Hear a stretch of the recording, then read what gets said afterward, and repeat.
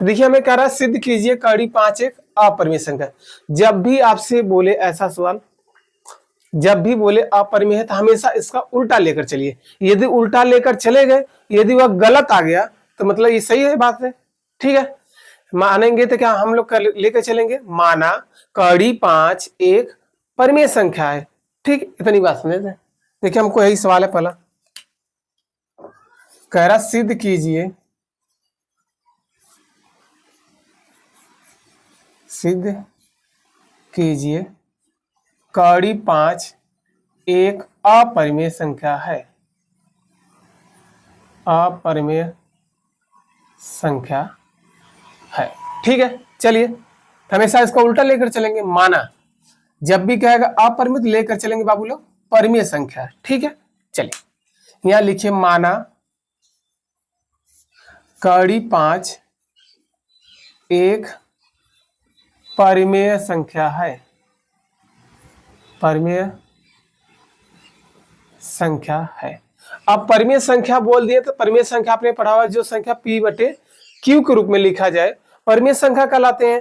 तथा q does not equal to 0, मतलब जो हर होता है वो 0 नहीं होता। यदि वो 0 कर देंगे तो अपरिभाषित आ जाता है, तो उसे परिमेय ना कर क्या कर देंगे, अपरिमेय। ठीक है, तो यहां से आप देखिए, आप परिमेय संख्या में देखिए p बटा q भी लिख सकते हैं आप ना, या a बटा b, बस हमें अंश बटे हर के रूप में लिखना है तो हम लेकर चलेंगे a बटा b, ये भी तो परिमेय संख्या है। ठीक, तो देखिए यहाँ लिखिए, यहाँ लिखिए, देखिए क्या आ जाएगा a बटा b बराबर क्या होगा कड़ी 5। ठीक है, लिखेंगे चूंकि अब a और b क्या है, एक सभाज्य संख्या है, a और b एक सअभाज्य संख्या है, सअभाज्य संख्या है। ठीक है, अब सअभाज्य संख्या है तो बताइए क्या होता है सअभाज्य संख्या। पढ़े होंगे जिन दो संख्याओं का एचसीएफ कितना हो 1, या जिन दो संख्याओं का मसक कितना हो 1। पहले समझ जाइए सअभाज्य संख्या होता क्या है। देखिए आपको यह सअभाज्य संख्या है, सअभाज्य संख्या। जैसे हम एग्जांपल ले 2,5, हमेशा ये जोड़े में रहते हैं कोष्टक में। अब देखिए इन दोनों का एचसीएफ कितना आ गया, एचसीएफ मतलब एक तरह से कॉमन, या जिनका उभयनिष्ठ गुणनखंड कितना हो 1 हो। तो देखिए इन दोनों में से कॉमन क्या आएगा, कुछ नहीं, जहां कुछ नहीं तो एचसीएफ कितना आ जाएगा 1। ठीक, जैसे हो जाए आपका 15,10। हम आपसे बोले ये सअभाज्य संख्या है, कहेंगे नहीं है सर। क्यों नहीं है, क्योंकि इनका एचसीएफ 1 से ज्यादा है। देखिए इन दोनों का गुणनखंड करेंगे क्या मतलब 5 क्या है, इनका एचसीएफ है ना, तो हमें क्या आना चाहिए, या जिनका एचसीएफ कितना आना चाहिए 1। ठीक है, यही अपन सअभाज्य संख्या होते हैं। ठीक है, अब आइए देखिए। ठीक है, और तथा जहां लिख दीजिए, जहां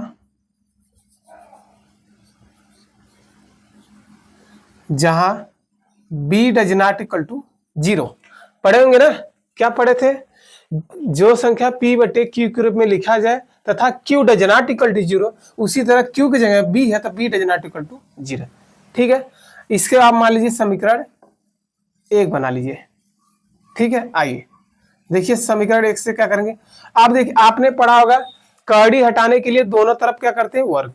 तो लिखिए दोनों तरफ वर्ग करने पर, दोनों पक्षों तरह या दोनों तरफ वर्ग करने पर, क्योंकि आपने 8 में पढ़ा होगा कि यदि कड़ी है तो दोनों तरफ वर्ग करते हैं कड़ी हटाने के लिए। तो देखिए बाबू a बटा b है, इसका स्क्वायर कर देंगे बराबर कड़ी 5 का स्क्वायर कर देंगे। ठीक है बाबू, अब यहां से देखिए बाबू क्या निकल जाएगा, ये स्क्वायर इस पर भी है और इस पर भी, a पर भी अभी पर a स्क्वायर बटे b स्क्वायर बराबर क्या होगा, कड़ी का वर्ग है, कड़ी हट जाएगा बाबू तो क्या होगा 5। ठीक है, यहां से और निकाल लीजिए। देखिए इसके बटे आप 1 कर सकते हैं, ये इधर जाएगा ये इधर आएगा, तो यहां से a स्क्वायर देखिए 5 इसके बटे में आ जाएगा, इधर आ जाएगा, अब b स्क्वायर उधर भाग जाएगा। ठीक है, ये समीकरण बना लीजिए आप नंबर 2। अब समीकरण 2 क्या कर रहा है, समीकरण 2 कह रहा है कि जो 5 है वह a को विभाजित करेगा। देखिए बटे में ना तो भाग जाएगा। समीकरण 2 क्या कह रहा है कि जो 5 है वह ए को भी विभाजित करेगा तथा उसके स्क्वायर को भी विभाजित करेगा। ठीक है, यहां लिखेंगे चूंकि, चूंकि क्या लिखेंगे बाबू, कहेंगे 5 कामा ए को विभाजित करता है, विभाजित करता है तथा ए स्क्वायर को भी विभाजित करता है, तथा यहां लिखिए, थोड़ा लिखिए, तथा 5 कामा ए स्क्वायर को भी विभाजित करता है, विभाजित करता है। ठीक है, इतनी बात समझाएगा। अब साथियों यहाँ क्या मान लेंगे, ए बराबर कुछ मान लेंगे। देखिए यहाँ पर ए है तो ए बराबर कुछ मान लीजिए, 5 एम ले लीजिए, या एन ले लीजिए, तो या सी ले लीजिए, तो कुछ भी ले लीजिए। चलिए ले लेते हैं ए बराबर क्या ले लेंगे बस साथियों, ए बराबर ले लेंगे 5 एम। ठीक, यहाँ लिख देंगे माना पुनः। अब इतना तो बात हो गया, फिर से करेंगे ना। अब यहाँ ही रख देंगे, कहेंगे ए का मान कहाँ रख देंगे, समीकरण 2 में लिखेंगे ए का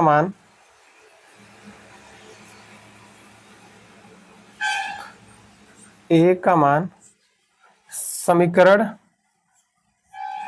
2 में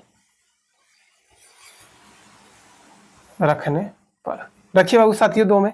तो देखिए क्या है, ए है ना, एक जगह क्या होगा 5 एम ना, एक जगह रख दीजिए 5 एम का स्क्वायर बटे, देखिए 5 पहले से 5 हो जाएगा, बराबर में 20 स्क्वायर है तो 20 स्क्वायर लीजिए। ठीक है, यहां से देखिए क्या हो जाएगा, देखिए 5 के वर्ग करेंगे साथियों क्या आएगा, कहेंगे 25 हो जाएगा ना, और एम पर भी स्क्वायर तो क्या हो जाएगा, एम स्क्वायर हो जाएगा। ठीक है, अब बटे में 5 है साथियों, 5 हो जाएगा, बराबर 20 स्क्वायर तो 20 स्क्वायर हो जाएगा। ठीक है, 5 से कट जाए, 5 बचे 25, तो यहां से क्या निष्कर्ष निकाला, कहेंगे 5 एम स्क्वायर बटे 20 स्क्वायर। ये 5 गुणा है तो बाबू क्या हो जाएगा, भाग, तो एम स्क्वायर इक्वल टू क्या आ जाएगा, 20 स्क्वायर बटे में 5। ठीक, समीकरण नंबर बाबू कौन सा हो गया, 2 हो गया, तो ये का नाम है, इसका नाम है 3, क्या कर दिए 3। अब समीकरण 3 क्या कह रहा है, देखिए क्या स्पष्ट कर रहा है कि जो 5 है वो बी को विभाजित करेगा तथा इसके स्क्वायर को विभाजित करेगा। तो हमें ये साफ निकल गया, जो 5 है वह ए और बी को दोनों को विभाजित कर रहा है। इसका मतलब है जो इनका एचसीएफ निकला वो 5 निकला, 1 नहीं आया। क्यों नहीं आया, क्योंकि हमने मान लिया था ए और बी क्या है भैया, सभाज्य संख्या है, और सभाज्य संख्या बोल दिए थे ए और बी को, तो उनका एचसीएफ कितना होना चाहिए था, 1 होना चाहिए था। इसलिए हमारी अवधारणा क्या होगी, गलत हो गई, अतः इसलिए परिमेय संख्या। ठीक है, ये लिखेंगे, यहां लिखेंगे समीकरण 3 और 2 से स्पष्ट है, लिखेंगे। देखिए ये थोड़ा सवाल अच्छे हैं, एकदम समझते चाहिए। समीकरण 2 व 3 से स्पष्ट है कि 5 कामा ए और बी को दोनों को विभाजित करता है, दोनों को विभाजित करता है। जो 5 है ए और बी को दोनों को विभाजित करता है, जबकि ए और बी क्या है, सभाज्य संख्या। जबकि देखिए क्या मान लिया था, ए और बी क्या है, सब है, जबकि ए और बी एक सभाज्य संख्या है। मतलब जिनका एचसीएफ कितना होना चाहिए था, 1 होना चाहिए था, बल्कि आ कितना रहा है 5। एचसीएफ मतलब कि उसमें भाग जाए, तो इसमें दोनों में किससे भाग जा रहा है, 5 से। बताइए इन दोनों का एचसीएफ कितना है, 5 हो गया, तो 1 आना चाहिए था, तो 5 आ गया। ठीक है, अब यहां लिखेंगे अतः, बताइए भाई हमारा गलत हो गया कि नहीं। यहां मान लिए थे कि भैया जो ए और बी है सभाज्य संख्या है, बाकी रियल में यहाँ ए और बी सभाज्य संख्या नहीं आ रहा है। ठीक है, अतः हमारी अवधारणा क्या हो गई, गलत हो गई। अतः हमारी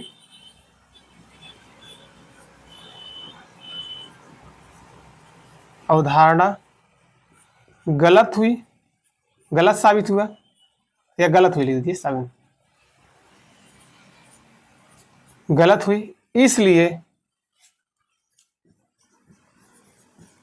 इसलिए बाबू कड़ी 5 एक अपरिमेय संख्या है।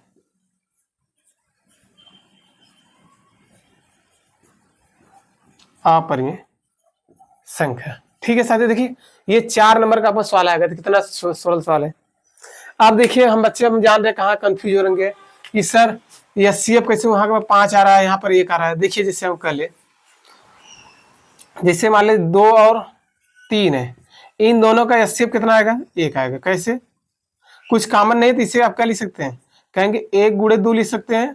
अब बाबू 3 गुणे 1 लिख सकते हैं, 2 1 कम 2 आ जाएगा, 3 1 कम 3। तो इन दोनों में कॉमन क्या मिल रहा है, 1, इसलिए HCF क्या आता है, 1 होता है ना।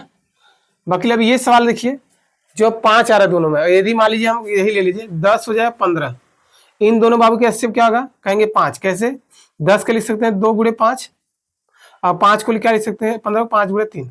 ये HCF क्या था बाबू, जो दोनों में क्या है 5, तो HCF कितना आ रहा है 5।